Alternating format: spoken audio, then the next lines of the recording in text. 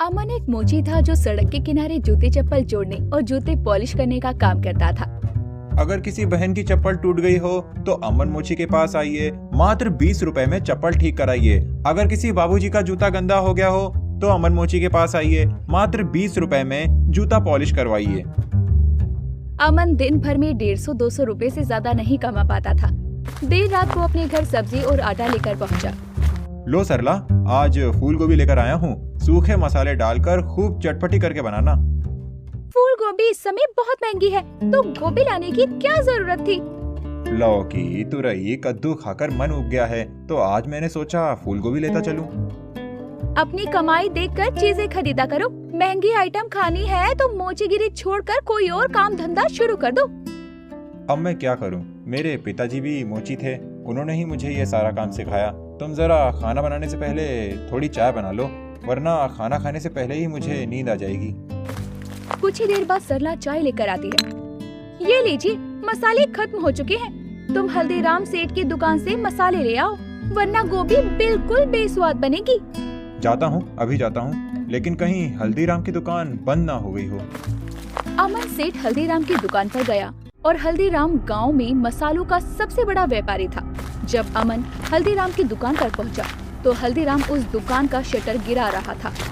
सेठ जी रुक जाइए, मुझे 50 ग्राम धनिया, 50 ग्राम कश्मीरी लाल मिर्च, 50 ग्राम सब्जी मसाला और 50 ग्राम हल्दी दे दीजिए। अब मैं तुम्हारे 50-50 ग्राम मसालों के लिए फिर से दुकान खोलूं? टाइम पर क्यों नहीं आते? माफ़ कीजिए सेठ जी, आज काम से लौटते वक्त ज़रा देर हो गई। मेरी घरवाली में भी बुद्धि ज़रा कम है, जब मसाले पूरी तरह से ख़त्म हो जाते हैं तभी बताती है। पैसे लाए हो या खाली हाथी चले आए? नहीं नहीं सेठ जी, पैसे लेकर आया हूँ। हल्दीराम ने दुकान खोलकर सारे मसाले दिए। ये लो, 400 रुपये दो। सेठ जी, 400 कैसे हो गए? क्या मसाले इतने महंगे हो गए हैं? देखो, ये रात के 11 बजने वाले हैं, ये मोल भाव करने का समय नहीं है। तुम जैसे गरीबों को सामान देना ही बेकार है। चुल्लू भर सामान खरीदते हो और दाम देने में भी आनाकानी करते हो। तुम्हारे पास 400 हैं तो बताओ, मेरा वक्त बर्बाद मत करो। सेठ जी, इस समय मेरे पास 200 रुपये हैं, आप इन्हें रख लीजिए, कल मैं आपको बाकी के 200 रुपये दे जाऊंगा। लो ले जाओ फ्री का माल, तुम गरीबों का सामान दे देकर मेरे हजारों रुपए फंस गए।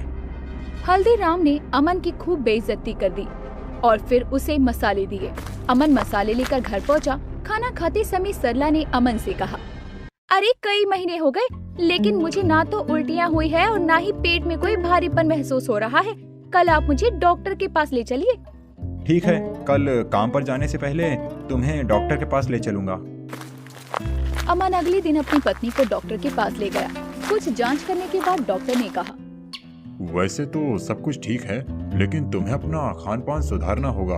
अनार, सेब, मछली, अंडा, दूध, दही, ये सारी चीजें अपने खान पान में शामिल करनी होंगी। उस दिन रात में अमन सरला के लिए अनार और सेब लेकर पहुंचा। फल तो बहुत महंगे होंगे, आज आप हल्दीराम सेठ के पैसे कैसे चुकाएंगे? अरे तुम चिंता क्यों करती हो, उसके पैसे बाद में चुका दिए जाएंगे। थोड़ी बहुत बातें सुनाएगा तो मैं सुन लूंगा, फिलहाल तो मैं उधर जाऊंगा ही नहीं। अपनी पत्नी को अच्छा खिलाने के लिए अमन खूब मेहनत करने लगा। वो जहाँ मोचीगिरी का काम करता था, उस स्थान पर उसने बेचने के लिए कुछ पुरानी चप्पलें रख ली। जल्दी ही अमन ने अपनी कमाई दोगुनी कर ली। जैसे जैसे सरला के पेट में उभार आ रहा था, वैसे वैसे अमन की खुशियाँ बढ़ती जा रही थी। अमन खुशी में हल्दीराम के पैसे वापस करना तो भूल ही गए और एक दिन वो खिलौना ले आया। इतनी जल्दी खिलौने क्यों ले आए? अंदर से इतनी खुशी हो रही थी कि मुझसे रुका ही नहीं गया। उधर हल्दीराम बहुत दिनों से अमन का इंतजार कर रहा था। अमन सौदा लेकर उस दिन के बाद से तो गायब ही हो गया, अब तो इधर से निकलता भी नहीं है। मालिक, अमन की घरवाली पेट से है, इसीलिए अमन इस समय उसी की सेहत बनाने में लगा है। आपके कर्ज की उसको कोई चिंता नहीं है। हल्दीराम की भी पिता बनने की बहुत इच्छा थी, लेकिन उसकी शादी के कई साल बाद भी उसकी पत्नी का गर्भ धारण नहीं हुआ था। हल्दीराम को अमन से जलन महसूस हुई। 200 रुपए का सूद बढ़ते बढ़ते 5000 पहुंच गया है। अब मैं अमन से पूरे 5000 वसूल करूंगा। रात में दुकान खुलवाकर सामान लेकर गया और अब पैसे देने का होश नहीं है। कल पता लगेगा उस 2 कौड़ी के मोची को। अगले दिन हल्दीराम ने अपने आदमियों को अमन के पास भेजा अमन रोड पर उस समय अपनी दुकान लगाकर बैठा था। तुमने सेठ हल्दीराम के पैसे नहीं लौटाए, इसीलिए हम तुम्हारा सारा सामान जब्त करने आए हैं। मात्र 200 रुपए के लिए तुम मेरा सारा सामान जब्त कर लोगे? 200 नहीं, 5000। सेठ जी के कर्ज पर चक्रवृद्धि ब्याज लगता है, उसका हिसाब तुम्हें समझ में नहीं आएगा, लेकिन बस इतना जान लो कि तुम्हारा कर्जा 5000 हो गया है। भाइयों, इसका सारा सामान उठा लो। मेरे ऊपर दया करो, इस सामान से मेरी रोजी रोटी चलती है। मैं सेठ जी का कर्जा चुका दूंगा, लेकिन इस समय मेरा सामान छोड़ दो। मैं तुम्हारे आगे हाथ पैर जोड़ता हूँ। ये सब ड्रामा हमारे सामने नहीं चलेगा। हल्दीराम के आदमियों ने अमन का सारा सामान बटोर लिया और ले गए। अमन रोता हुआ उनके पीछे हल्दीराम के पास जा पहुंचा। सेठ जी, मेरी पत्नी गर्भवती है। इस समय मुझे पैसों की बहुत जरूरत है। मेरे ऊपर दया कीजिए, मेरा सारा सामान लौटा दीजिए। 5000 दो, फिर अपना सामान ले जाना। मेरे सामने रोने धोने का कोई फायदा नहीं, मुझे सिर्फ पैसों से मतलब है। अमन उदास होकर घर पहुंचा। क्या हुआ जी, आज आप इतनी जल्दी घर कैसे आ गए?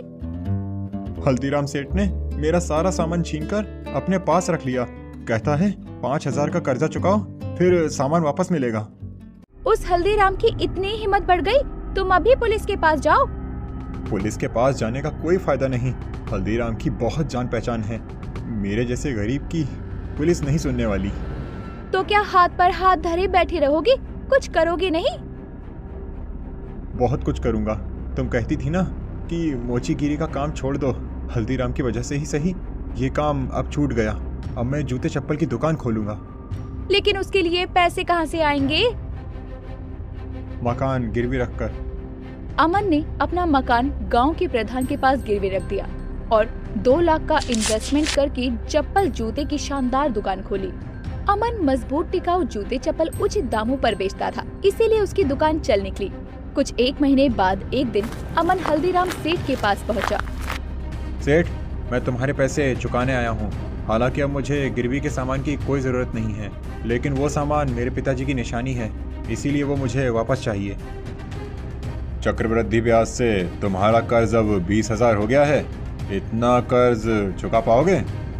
अमन ने नोटों की गड्डी हल्दीराम की तरफ फेंकी। 25,000 रख लो, जरूरत पड़ने पर तुम्हारे काम आएंगे। और मोचेगिरी का अपना सारा सामान ले गया। हल्दीराम को पहली बार अपना अपमान महसूस हुआ। मेरा इतना अपमान? कल का मोची आज मेरे सामने रुपए फेंक कर गया है।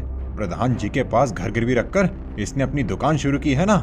मुझे सब पता है, इसकी वो हालत करूंगा, न ये घर का रहेगा न घाट का। एक दिन हल्दीराम प्रधान के पास गया। जय राम जी की प्रधान जी। राम राम। हल्दीराम, आज इधर दर्शन कैसे दे दिए? तुम्हें तो मसालों से नोट कमाने से ही फुर्सत नहीं मिलती। प्रधान जी, मैं आपके पास अपना कारोबार बढ़ाने के सिलसिले से ही आया हूँ। दरअसल मैं अमन का मकान खरीदना चाहता हूँ। वो जगह गोदाम बनाने के हिसाब से परफेक्ट है। मैं उस मकान के 5 लाख देने को तैयार हूँ। आपके पास उस मकान के कागज तो हैं ही, मुझ पर कृपा करें और वो मकान मुझे बेच दें। 5 लाख की कीमत सुनकर प्रधान के मन में लालच आ गया। उसने अपने आदमी को भेजकर अमन को अपने घर बुलाया।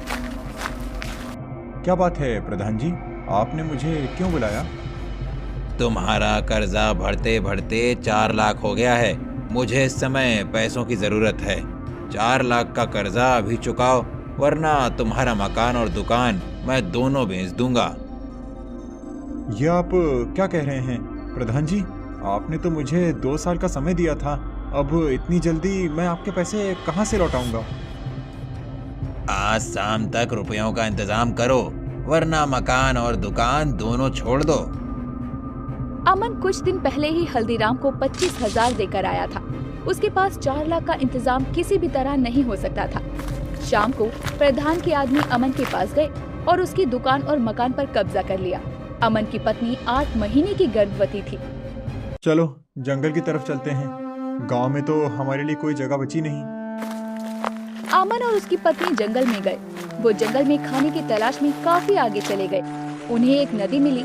ये नदी जरूर किसी न किसी गांव तक जाती होगी। अमन ने लकड़ी की नाव बनाई और दोनों लोग उस नाव पर बैठ गए। उस नदी ने अमन और सरला को एक रेगिस्तान तक पहुंचा दिया। हम तो किसी रेगिस्तान में आ गए। अमन ने देखा कि वो रेगिस्तान साधारण नहीं है। वहाँ रेत के पर्वतों की जगह सूखे मसाले के पर्वत थे। हल्दी का पर्वत था, लाल मिर्च का पर्वत था, सूखे धनिये का पर्वत था, अमचूर पाउडर का पर्वत था और भी बहुत सारे मसाले थे। लगता है ईश्वर ने हमारी मदद करने के लिए हमें यहाँ तक पहुँचाया है। ठीक है, इन मसालों को मैं गांव में ले जाऊंगा और सेठ हल्दीराम से भी बड़ी दुकान खोलूंगा। अमन ने बोरी में कई तरह के सूखे मसाले रख लिए और उन्हें लेकर गांव में पहुंचा। अमन ने बहुत सस्ते दामों पर मसाले बेचना शुरू किया। आओ आओ भाइयों और बहनों, दिन दहाड़े लूटो, सारे मसाले 100 रुपए किलो, कोई भी ले जाओ। अमन के पास गांव वालों की भीड़ लग गई। कुछ व्यापारी भी थोक में मसाले खरीदने पहुंच गए। हल्दीराम को जब ये बात पता चली तो वो खुद उस स्थान पर पहुंचा जहां अमन मसाले बेच रहा था। हल्दीराम भी देखकर भौचक्का रह गया कि अमन के पास इतने सारे मसाले कहां से आए। हल्दीराम ने एक नौकर से कहा, ये लो 5000, आज से तुम्हारा काम अमन पर नजर रखना है। जरा पता लगाओ कि अमन ये मसाले कहां से लेकर आ रहा है। अब अमन का सारा माल बिक तो गया। अमन एक रात जंगल की तरफ गया। हल्दीराम के आदमी ने अमन को नदी से रेगिस्तान पहुंचते हुए देख लिया और ये सारी बात जाकर हल्दीराम को बताई। सेठ जी, जंगल में एक नदी है जो मसालों के रेगिस्तान तक जाती है। मसालों का रेगिस्तान? हाँ सेठ जी, मसालों का रेगिस्तान। वहाँ हर तरह के मसालों के रेत जैसे पहाड़ हैं। हल्दीराम तुरंत ही नाव पर सवार होकर मसालों के रेगिस्तान पहुंचा। उसने भी बोरों में मसाले भर लिए और अपनी दुकान तक ले आया। लेकिन जैसे ही उसने बोरियां खोलकर देखी तो उसे पता चला कि बोरियों में तो रेत है। ये कैसे हो सकता है? मैं तो मसाले लेकर आया था, लेकिन ये तो रेत है। उधर अमन भी रेगिस्तान में मसाले भरकर लाता है। उसके मसाले मसाले ही रहते हैं। सेठ जी, मुझे लगता है कि अमन को कोई वरदान प्राप्त है। वो भी उसी रेगिस्तान से मसाले लाता है, लेकिन उसके मसाले रेत नहीं बनते। अमन जल्दी ही बहुत अमीर हो गया। उसने मसालों की एक बड़ी सी दुकान खोली। अब हल्दीराम को कोई पूछता भी नहीं था। अब तो एक ही उपाय बचा है कि किसी तरह से मैं उस रेगिस्तान के मसालों को खराब कर दूं। हल्दीराम एक मोटर और एक बड़ा सा पाइप लेकर रेगिस्तान पहुंचा। उसने मोटर को नदी के पानी से कनेक्ट किया और पाइप से रेगिस्तान के सारे मसालों को पानी लगा दिया। लेकिन कुछ ही घंटों में धूप से पानी सूख गया और मसाले पहले जैसे हो गए। लगता है रेगिस्तान में पानी डालने से काम नहीं चलेगा। मैं इन मसालों में आग लगा दूंगा। हल्दीराम ने ढेर सारे पैसे खर्च कर बहुत मात्रा में पेट्रोल खरीदा।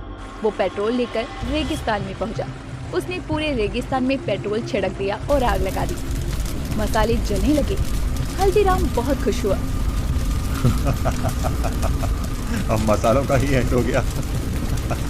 अब देखता हूँ अमन क्या करता है। हल्दीराम अपने घर पहुंचकर बहुत खुश हुआ।